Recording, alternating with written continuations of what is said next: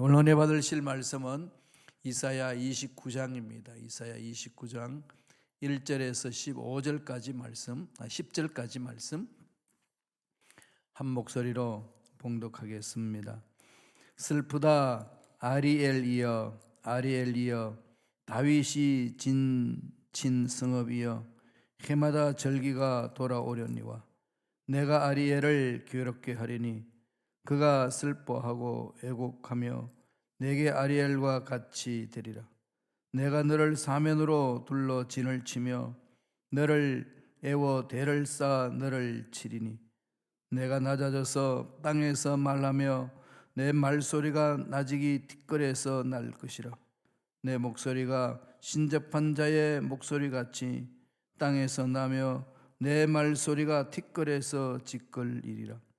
그럴지라도 내 대적의 무리는 세미한 티끌 같겠고 강포한 자의 무리는 날려가는 겨 같으리니 그 일이 순식간에 갑자기 일어날 것이라.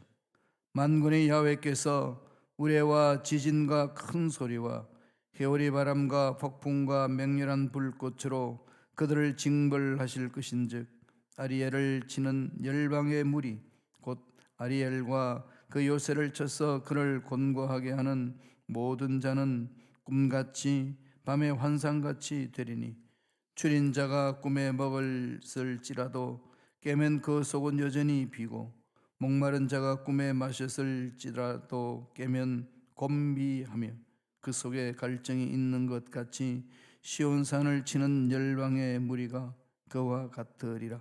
너희는 놀라고 놀라라. 너희는 맹인이 되고 맹인이 되라. 그들의 취함이 포도주로 말미암음 아니며 그들의 비틀거림이 독주로 말미암음이 아니니라. 대저 야훼께서 깊이 잠들게 하는 영을 너희에게 부어주사 너희의 눈을 감기셨음이니 그가 선지자들과 너희의 지도자인 선견자들을 덮으셨음이라. 아멘. 이 말씀으로 슬프다 아리엘이여 라는 제목으로 은혜 말씀을 나누겠습니다. 어저께는 북왕국 사마리아를 가리켜 뭐라고 이야기했는지 기억나시나요? 가물가물하신가요? 뭐라고 그랬죠? 에브라임의 교만한 면류관 그랬습니다. 술 취한 에브라임의 교만한 면류관. 그래서 그들의 잘못된 죄악을 낱낱이 고발하는 그런 내용이었습니다. 이제 남왕국 이스라엘을 향하여서 외칩니다. 뭐죠? 아리엘, 아리엘이라고 그럽니다. 슬프다 아리엘이여. 이 말은 하나님이 아리엘을 향하여서 슬픈 마음을 갖는다는 거죠. 왜 슬플까요? 아리엘이 잘못하고 있으니까, 심판을 받을 수밖에 없으니까 슬픕니다. 아버지는 자식을 때리면서 마음이 기쁨이 아니라 슬픔이 있는 거죠. 잘못된 것들 벗겨내기 위하여 징벌을 하지만은 그 마음에는 정말로 이 말로 표현할 수 없는 슬픔이 있습니다. 왜 선지자 이사야는 아리엘이라고 이야기했을까요? 아리엘이 어딜까요? 예루살렘을 말합니다. 예루살렘. 말씀을 보실까요? 29장 1절에서 2절에 이런 말씀을 합니다. 슬프다 아리엘이여 아리엘이여 다윗이 진친 성읍이며 해마다 절기가 도래오려니와 내가 아리엘을 괴롭게 하리니 그가 슬퍼하고 애곡하며 내게 아리엘과 같이 되리라. 모두가 슬픈 거죠. 심판하신 하나님 마음도 슬프고 심판을 당하는 예루살렘의 거민들도 슬픕니다. 그런데 아리엘이라고 표현했어요. 아리엘. 이 아리엘 히브리 뜻은 하나님의 화로 이 말입니다. 다시 말씀드리면은 하나님의 번제단 그렇게 얘기를 하거든요. 물론 아리엘이 하나님의 사자라고 이야기하기도 합니다. 아리엘, 엘이라는 게 있잖아요. 그 Lioness of El 이렇게 합니다. Lion of El 이렇게 하기도 하고 하나님의 사자다. 2절 보면은 내게 아리엘과 같이 되리라. 이런 그 문맥에 대해서 그 해석을 하면 하나님의 화로다. 그리고 그것을 쭉 나가면은 이 아리엘이 4번 나오죠. 첫 번째, 두 번째, 세 번째 아리엘 쭉 얘기하잖아요. 그 내용은 하나님의 사자로서 얘기를 한다. 4번째는 아리엘, 붉은 색깔을 띄었다. 아리엘과 같이 되었다. 하나님의 화로가 되었다. 무슨 말씀일까요? 하나님의 심판이 임한다. 예루살렘에서 이스라엘 백성들이 하는 일이 있습니다.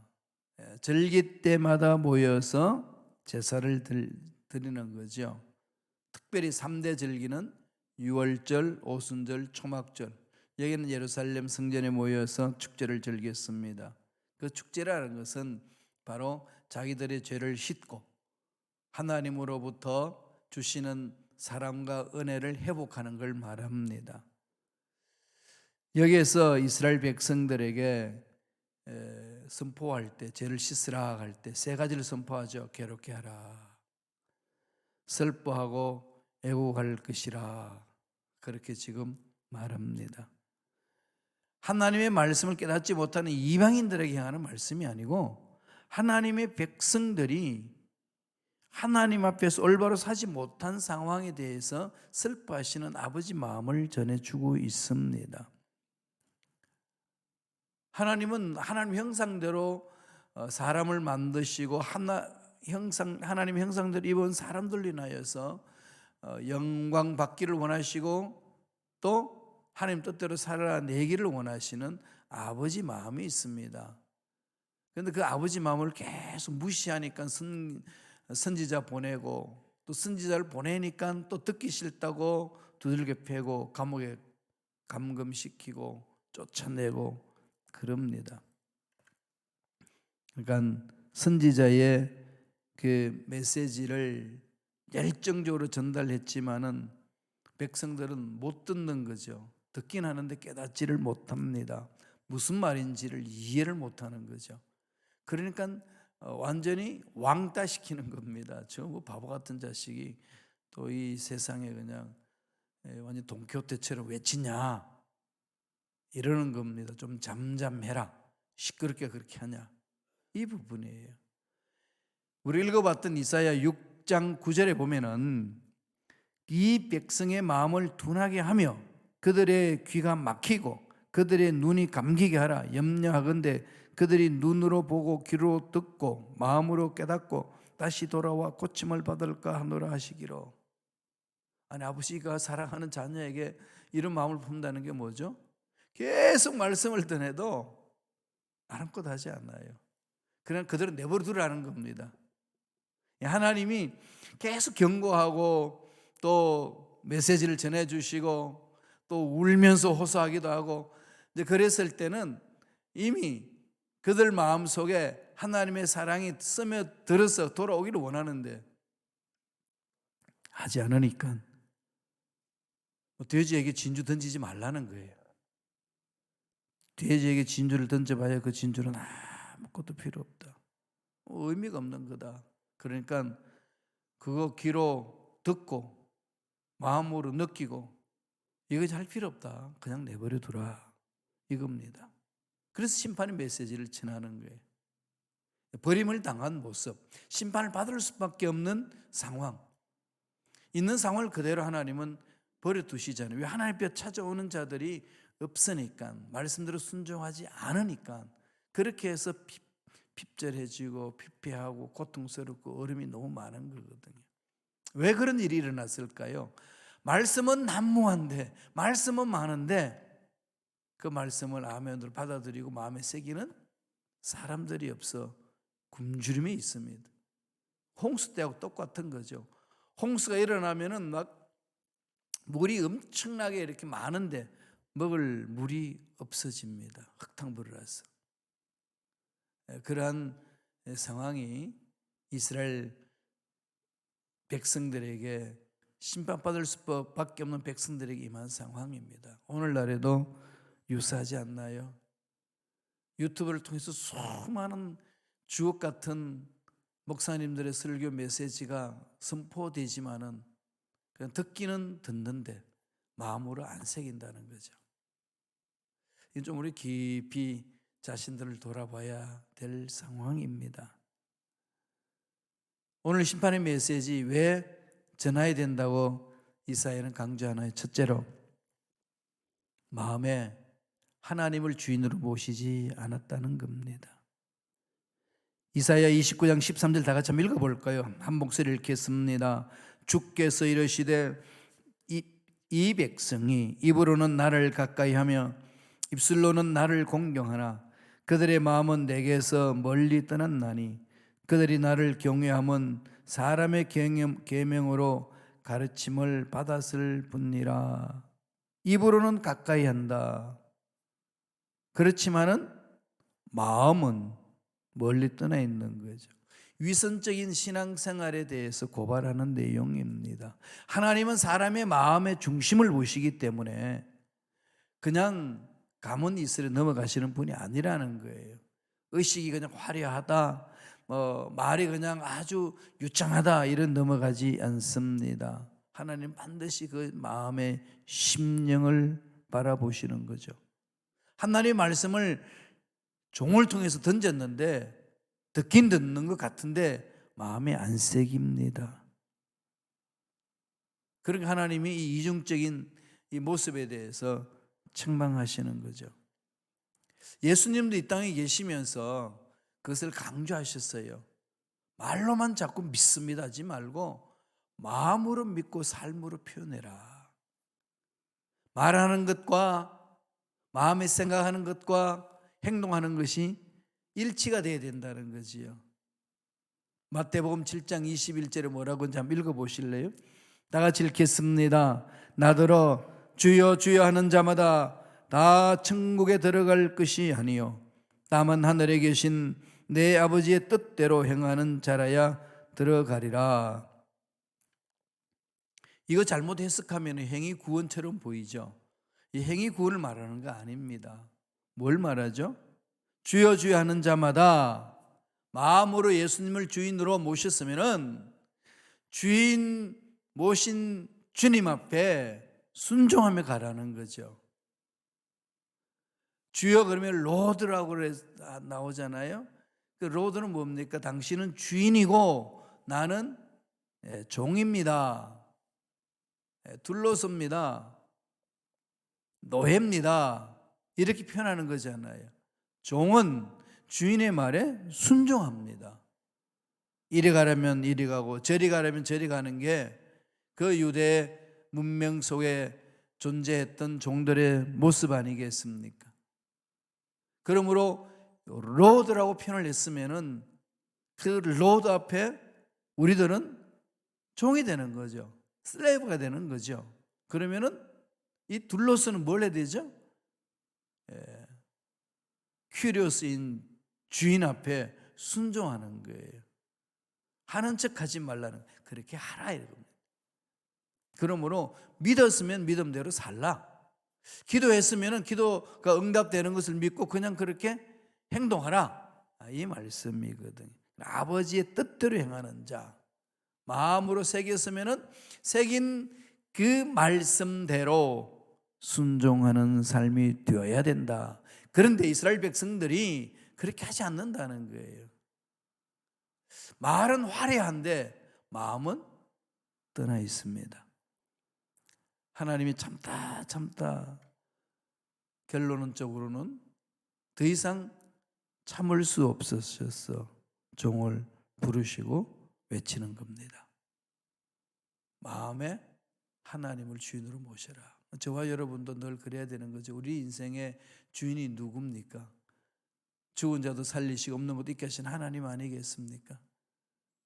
근데 자꾸 잊어버리고 돈이 주인 되게 하고 명예가 주인 되게 하고 내가 주인 되게 하고 다른 사람들의 말이 내 마음을 사로잡게 만들어버리는 그런 어리석은 삶을 살 때가 얼마나 많은지 모릅니다.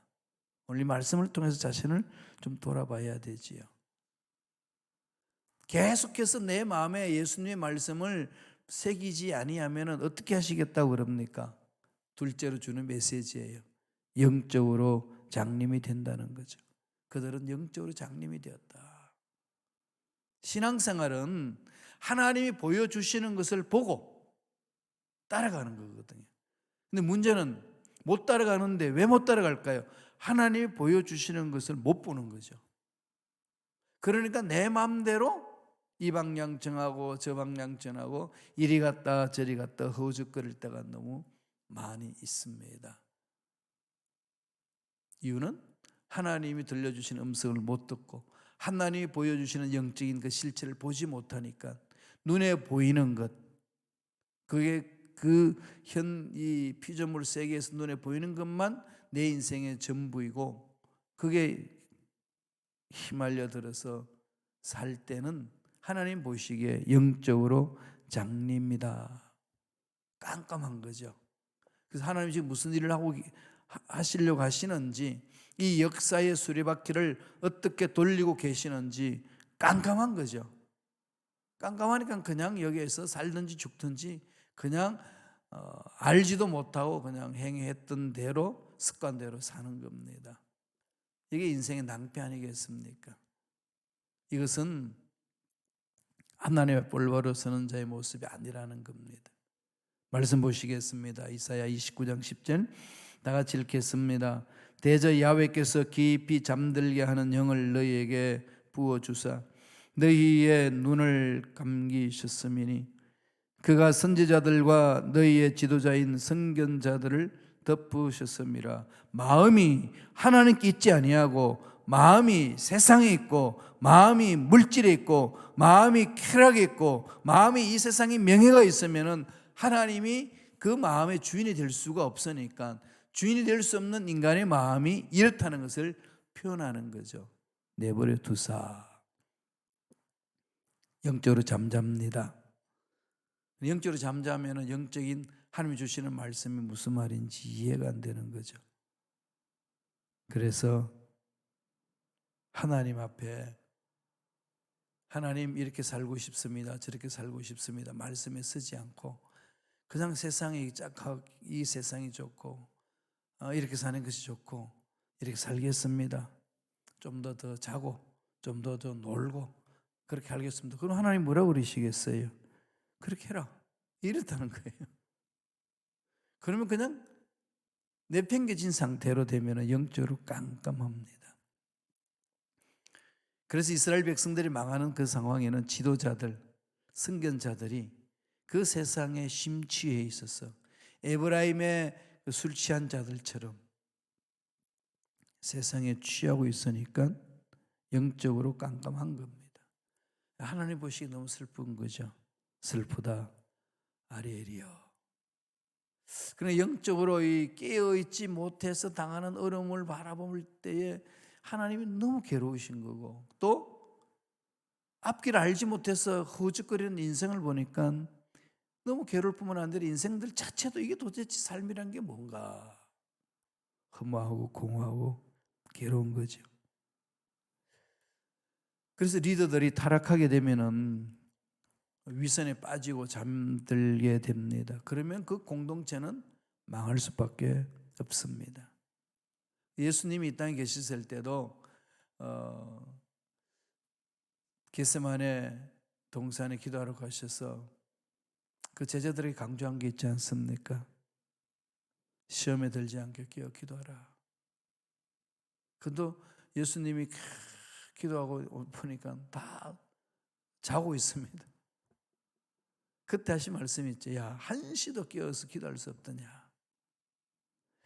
결국은 깨어서 기도하며 몸부림쳤던 그 상황이 지속적으로 되지 못하니까 베드로는 가야바뜰에서 예수님을 부인하고 맙니다. 참패를 당하는 거죠.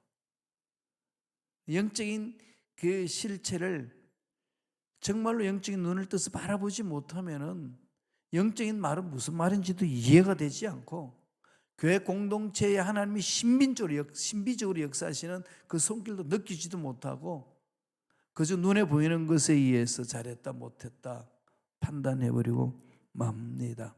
그러므로 저와 여러분들은 마음도 껴 있어야 되고 몸도 껴 있어야 돼요. 마음이 늘 말씀으로 끼어 있어야 되잖아요. 육체도 끼어 있어야 되죠. 육체 끼어 있는 게 뭡니까? 육체를 자꾸 끼어야 되죠. 운동하고 관리하고. 그래야 몸이 날씬하고 병에서 노임을 받지.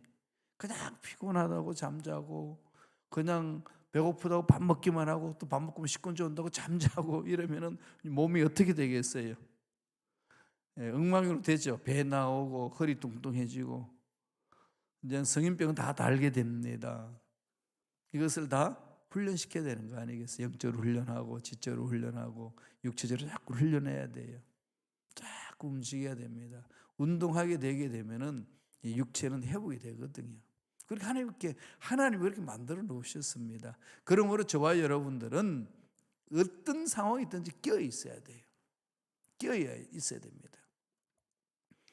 마음도 깨우고 정신도 깨우고 육체도 깨우고 영적으로 새롭게 회복을 위해 달려가야 되고, 그래야 하나님이 기뻐하시는 삶을 살아낼 수 있고 우리 인생에 참 행복을 만들어갈 수 있습니다.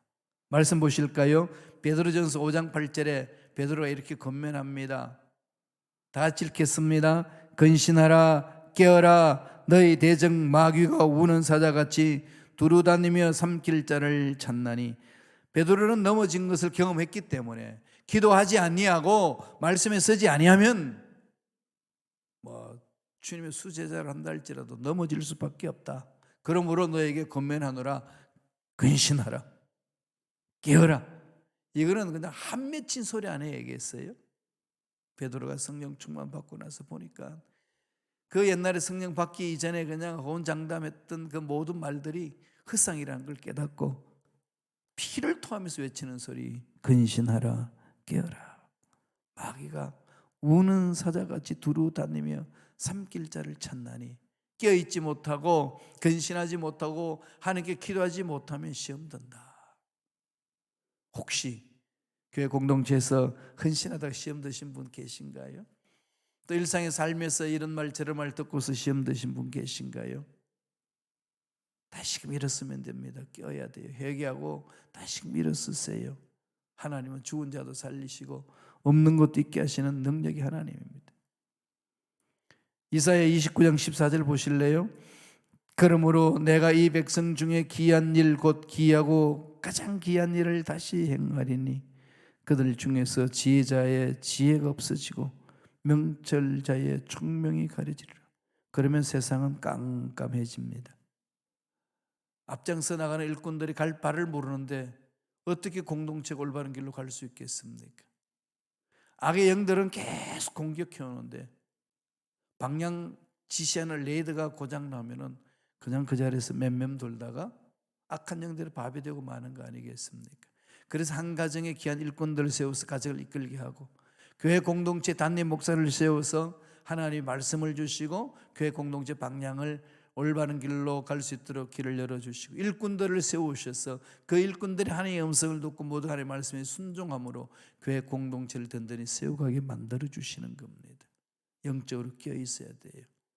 마음에 예수님을 주인으로 모시지 않으면 모두가 영적으로 장님이 되어버립니다. 형식적인 안 된다는 거예요.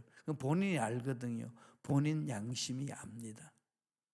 마지막 세 번째로, 그러면 우리는 어떻게 해야 될까요? 겸손해야 된다는 거죠. 겸손하게 하나님께 나아가야 된다고 강조합니다. 이사야 29장 18절에 그날에 못 듣는 사람이 책의 말을 들을 것이며 어둡고 캄캄한 데서 맹인의 눈이 볼 것이며. 19절로 이어서 볼까요? 29장 19절에 겸손한 자에게 야훼로 말미암아 기쁨이 더하겠고 사람 중 가난한 자가 이스라엘의 거룩하신 이로 말미암아 즐거워하리니. 세상이 힘들고 어려운 일이 있어도 겸손한 자는 야훼께서 세워주시고 가난한 자들이 하나님을 만나게 되고 그 가난함에서 벗어나고 참 소망이 넘쳐나는 삶을 산다고 말씀합니다. 하나님의 전능하심 여기 있는 거 아니겠습니까? 너는 내게 부르짖어라. 내가 알지 못하고 그거 비밀한 것을 내게 보여라. 하나님 응답해 주시겠다고 말씀합니다.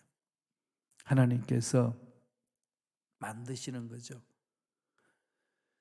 시돈 땅, 지금 레바논이죠.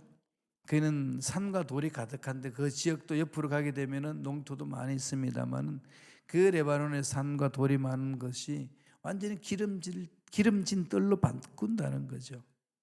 마음에 하나님의 약속의 말씀을 받아들이고 마음에 예수님이 인생의 주인이십니다라고 신앙 고백하고 나아가면 그 마음밭은 비옥한 땅으로 바뀌고 말씀이 들어오면은 씨앗이 들어오면은 싹이 나고 열매를 맺는 풍성한 삶을 살게 만들어 주신다는 겁니다. 돌아가면 돼요. 겸손하게. 그러면 김어거리가 하나님의 말씀을 들려요. 영적으로 귀가 열리면 들리기 시작하거든요. 하나님의 말씀이 들리기 시작하면은 인생은 새로워지는 거 아니겠습니까? 세미한 음성을 들을 수 있는 영적인 귀가 있는 자, 하나님이 신비한 것을 보여주는 것을 볼 수 있는 영적인 눈을 가진 자, 세상이 아무리 힘들고 어려워도 흔들리지 아니하고 하나님 기뻐하시는 삶을 살아낼 수 있습니다. 그 삶에는 기쁨이 있는 것이고 그 삶에는 행복이 있습니다. 어떤 어려움이 있단할지라도 하나님이 함께 하시는 그 손길을 체험한 자의 삶은 세상이 감당치 못하고 문제가 감당치 못합니다. 이렇게 돌아서라는 거죠. 왜 이스라엘 백성들을 향하여 아리엘 번제단에 하루 갔다 오겠습니까? 심판을 받는다는 거죠. 왜 심판을 받을까요? 마음에 예수님이 없어요. 하나님이 없습니다. 하나님 말씀이 마음의 주인이 되지 않아요. 그리고 그러다가 보니까 마음이 어두워집니다. 마음이 어두워지는 건 영적인 장님이 돼요. 내가 어디서 와서 왜 살며 어디로 가는지를 알지 못하는 겁니다. 이렇게 깜깜한 상황을 접할 때 하나님이 길을 열어주셨어요. 하는 길이 뭡니까? 회개하라. 겸손하게 하나님 품으로 들어오면 돼요.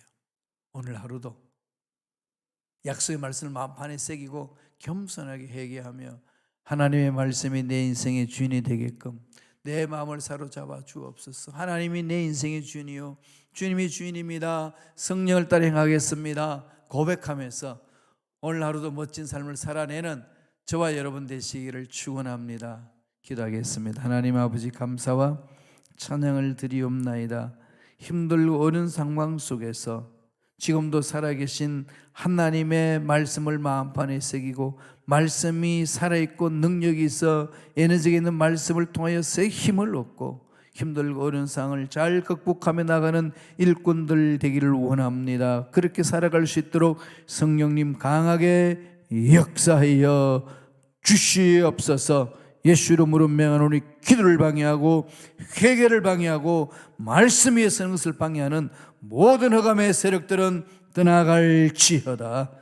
은혜에 감사하여 예물 드립니다. 드린 손길 기억해 주시고 소원 이루어 주시고 앞날에 형통한 하나님이 예배하신 놀란 복이 넘쳐나게 축복하여 주시옵소서.